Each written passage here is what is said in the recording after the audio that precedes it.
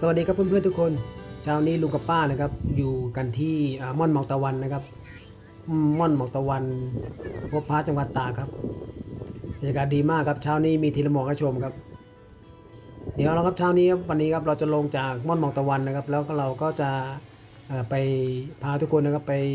แวะชมนะครับน้ำตกป่าหวายนะครับออกจากน้ำตกป่าหวายเราก็จะไปแวะกันที่ถ้ำสีฟ้านะครับถ้ำสีฟ้าที่ไปถ้ำแม่สอดครับทุกคนครับทุกคนเดี๋ยวเราไปชมนะครับความงามของน้ำตกกับถ้ำนะครับของจังหวัดตากครับไปครับทุกคน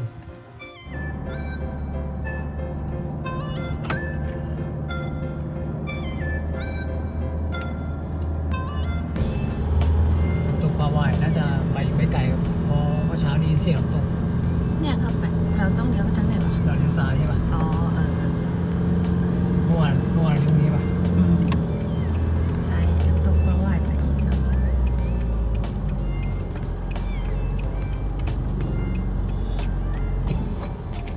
ใส่ว่า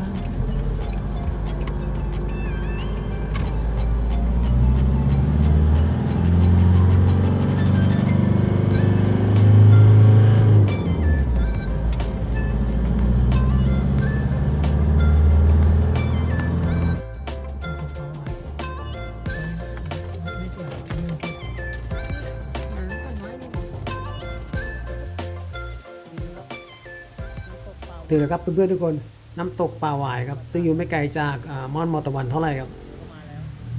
นี่ครับบรรยากาศลมลื่นมากครับทุกคนครับเดี๋ยวเรามาดูบรรยากาศตัวน้ำตกด้านล่างกันครับทุกคนไปครับ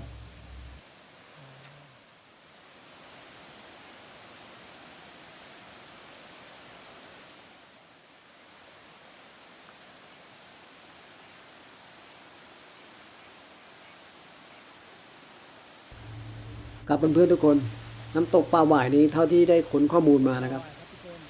มันก็จะเป็นน้ำตกขนาดไม่ใหญ่ไม่เล็กนะครับขนาดกลางๆนะครับแต่มีชั้นเล็กชั้นน้อยนะครับถึงประมาณร้อยชั้นเลยนะครับมันทรงๆเดียวกับน้ำตกพาเจริญนะครับนะครับมีต้นไม้ใหญ่สมบูรณ์อุดมสมบูรณ์ครับแล้วก็ถ้าจะให้ดีนะครับมันจะมีเส้นทางเดินครับที่เจ้าหน้าที่ทำไว้นะครับประมาณ1 กิโลเมตรครับเดินลงไปด้านล่างครับแล้วก็เดินสวนขึ้นมาเขาว่าจะสวยมากครับแต่เมื่อกี้คุยกับป้าแล้วบรรยากาศเงียบมากครับมีเรา2 คนก็เลยคิดว่าเราชมความงามตรงนี้พอครับไม่กล้าเดินไปครับมันเงียบครับนะครับเป็นน้ำตื้นๆครับไม่น้ำไม่ลึกครับไม่เหมาะกับการเล่นน้ำแบบแต่น้ำใสใช้ได้เลยครับ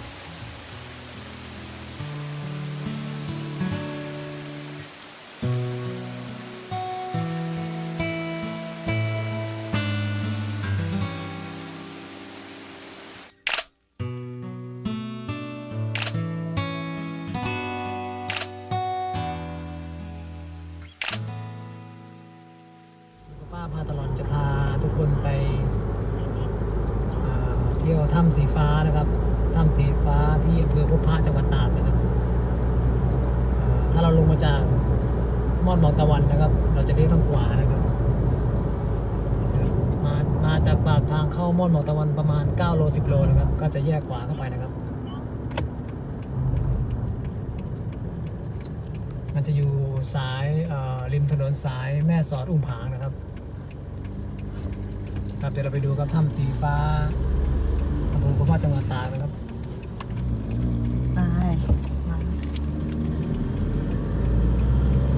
แต่ถ้าเกิดเรามาจากทางแม่สอดนะครับก็จะแยกทางซ้ายนะครับก็ไป20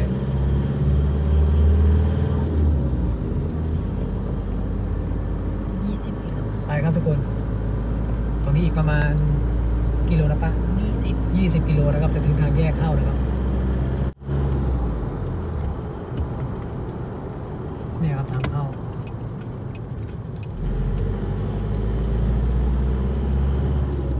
แต่ถ้าเกิดเรามาจากทางอุ้มผางนะครับที่บางคนไปเที่ยวม่อนหมอกตะวันนะครับก็จะมีแยกขวาเข้ามานะครับแต่ถ้ามาจากทางแม่สอดนะครับถึงก่อนตัวอำเภอพบพระนะครับก็จะแยกซ้ายเข้ามานะครับจะมีป้ายบอกกับตัวเล็กๆนะครับ มีป้ายนี่ มีป้ายบอกตลอดทางครับ ถ้ำสีฟ้าเดี๋ยวเราไปดูครับตอนนี้ขึ้นหนึ่งเลย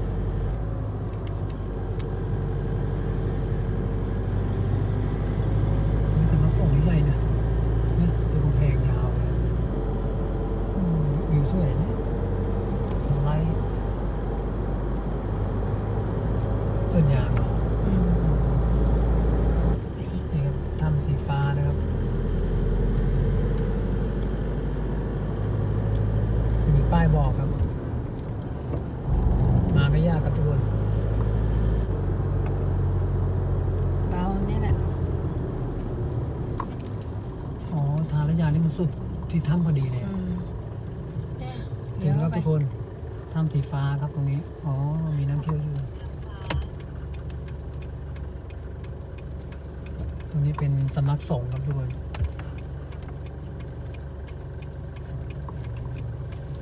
ชอบตรงไหนได้นี่ชอบตรงไหนได้อะ นี่ครับบริเวณหน้าถ้ำสีฟ้านะครับอำเภอพุทธพาจังหวัดตากครับ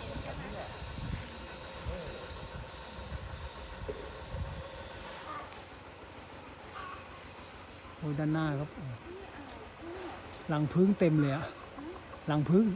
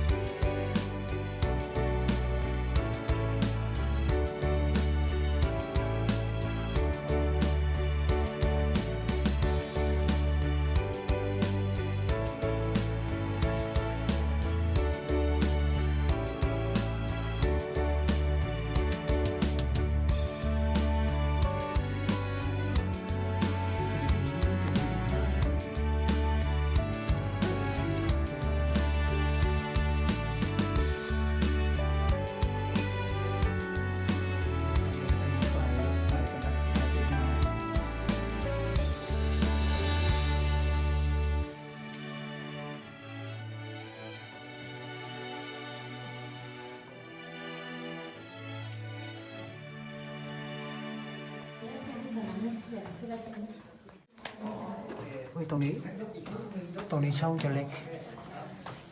โทษครับ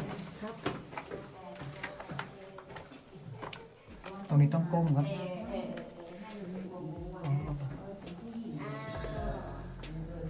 ให้เตรียมไฟฉายมาให้ส่องดู ใครไม่มีไฟฉายก็จะถ่ายยากหน่อย ไม่ได้ไม่ใช่ ไปฉายฟ้ามันไม่ค่อยเวิร์ก เลยเพราะว่ามันมืด ไม่แล้วมันจะไม่เห็นแสง ใช่ สีฟ้า ต้องไฟฉายของพี่ขจร ดีแบ เวิ ง ร์ก เกิลมันน้อยไป อืมเวิร์กมาก อันนี้เข้าไปลึกไหมครับ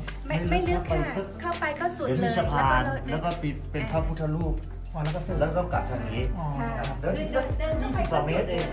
ครับตรงนี้เป็นทางเล็กๆครับเดี๋ยวเราเข้าไปดูว่าเป็นไงพอดีเราไม่ได้หยิบไฟฉายติดมา